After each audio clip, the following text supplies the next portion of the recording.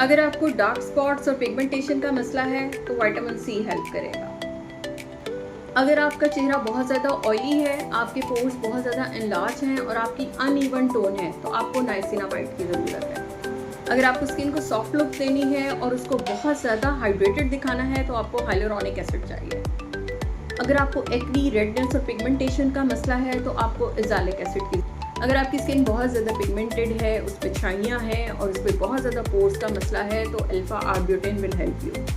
अगर आपकी स्किन पे बहुत ज़्यादा ब्लैक हेड्स हैं, वाइट हेड्स हैं, उसके साथ ही आपको दाने निकलते रहते हैं, स्किन पे रेडनेस रहती है, इचिंग रहती है, उस सूरत में salicylic acid will help you. आपकी स्किन पे बहुत ज़्यादा जो है वो डेड स्किन है, यानी आपकी स्किन रिमूवल नहीं है, अच्छा आपके यहाँ पे पोर्स बने हुए हैं, आपकी बहुत ज़्यादा ड्राई स्किन है और उसके साथ ही आपकी स्किन पे ग्लो किसी भी प्रोडक्ट से नहीं आता तो बोको ग्लाइकोलिक है। अगर आपको बहुत ज़्यादा स्किन पे झुर्रियाँ पड़ना शुरू हो गई हैं, बहुत ज़्यादा पिगमेंटेशन आ गई है अंडर आइज के अगेंस्ट और यहाँ पे या यहाँ पे आपके क्रो फीट्स बनना शुरू हो चुके हुए हैं तो उस सूरत में रेटिनॉल विल हेल्प। ज़्यादा स्किन डैमेज हो चुकी हुई है, आपकी स्किन पे रिंकल्स बहुत ज़्यादा हैं, पिगमेंटेशन बहुत ज़्यादा है और उसके साथ ही आपके पोर्स भी बहुत ज़्यादा प्रोमिनेंट होना शुरू हो चुके हुए हैं और आपको लगता है कि आप अपनी उम्र से 10 साल आगे चले गए हैं तो उस सूरत में आपको जो है वो पेप्टाइड सीरम की ज़रूरत है।